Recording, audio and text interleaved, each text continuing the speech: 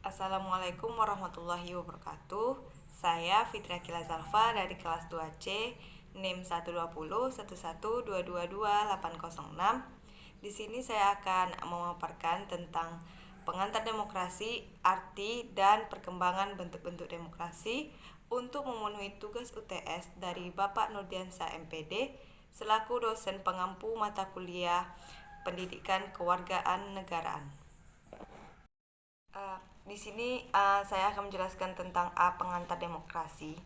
Satu, pengertian demokrasi.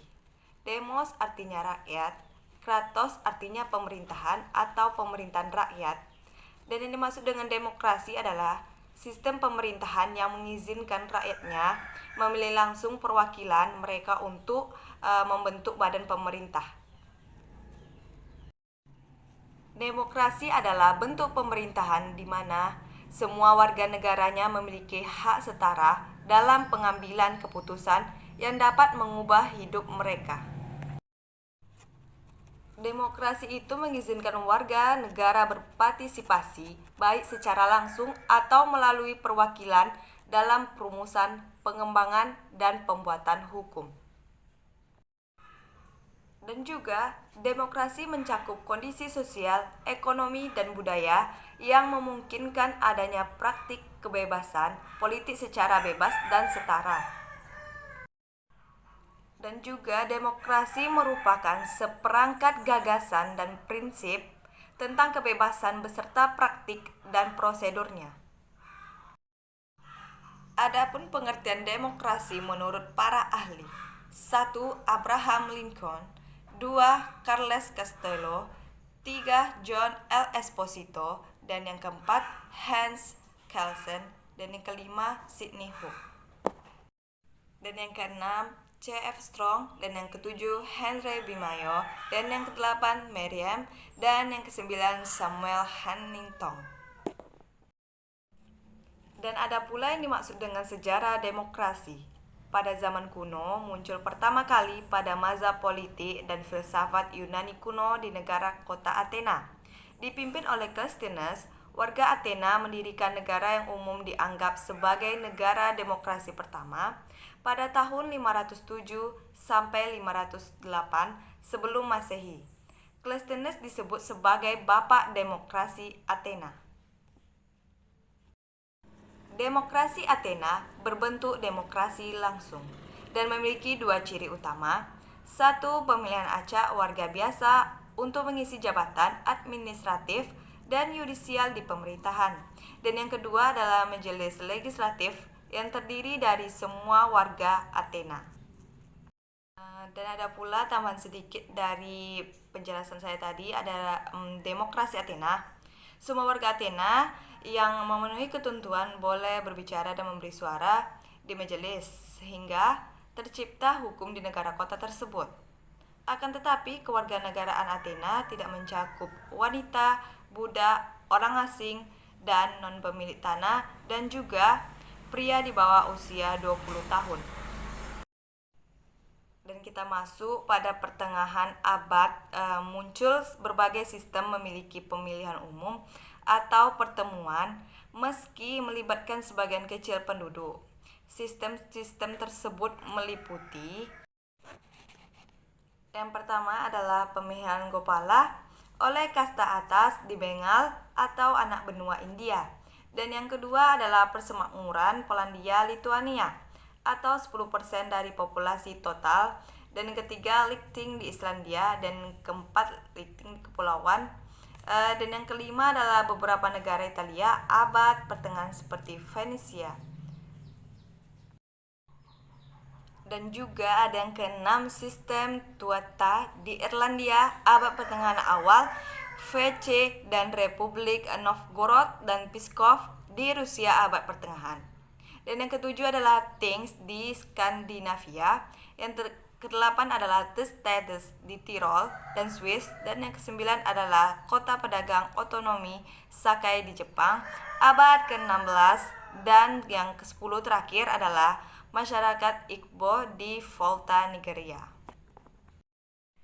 Dan juga ada tambahan sedikit dari penjelasan abad pertengahan tadi, Banyak wilayah di Eropa abad pertengahan dipimpin oleh pendeta atau tuan rumah.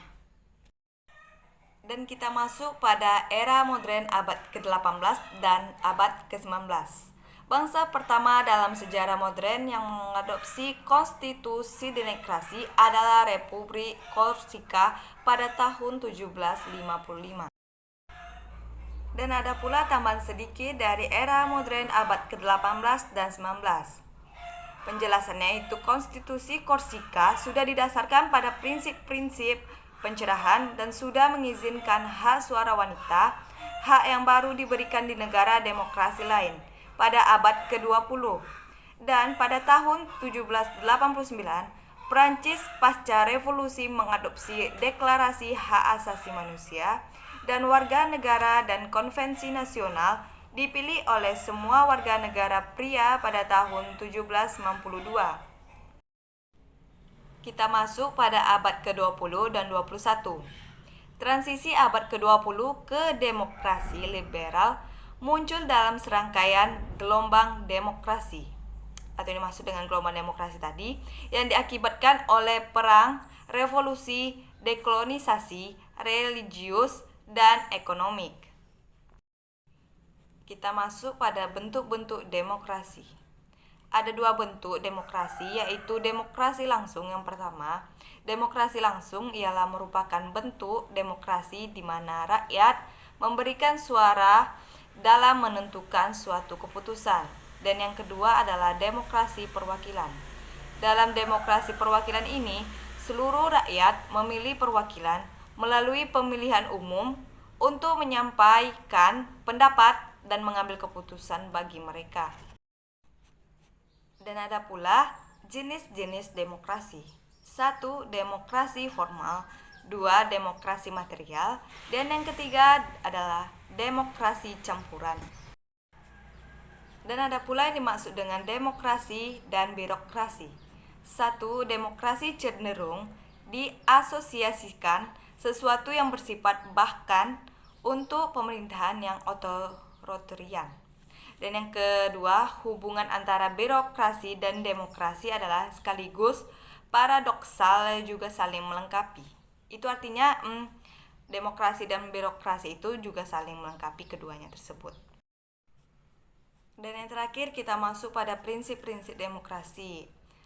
Ada 9 prinsip demokrasi, dan yang pertama adalah kedaulatan rakyat, dan yang kedua adalah pemerintahan berdasarkan persetujuan dari yang diperintah, dan yang ketiga adalah kekuasaan mayoritas, dan yang keempat adalah hak-hak minoritas, dan yang kelima adalah jaminan hak asasi manusia, pemilihan yang bebas, adil, dan jujur, dan yang keenam adalah persamaan di depan hukum, yang ketujuh adalah proses hukum yang wajar, yang kedelapan adalah pembatasan pemerintah, dan yang terakhir 9 adalah pluralisme sosial, ekonomi, dan politik. Baiklah, sekian yang dapat saya paparkan tadi mengenai pengantar demokrasi, arti dan perkembangan bentuk-bentuk demokrasi. Jika saya ada salah kata atau kalimat, saya mohon maaf.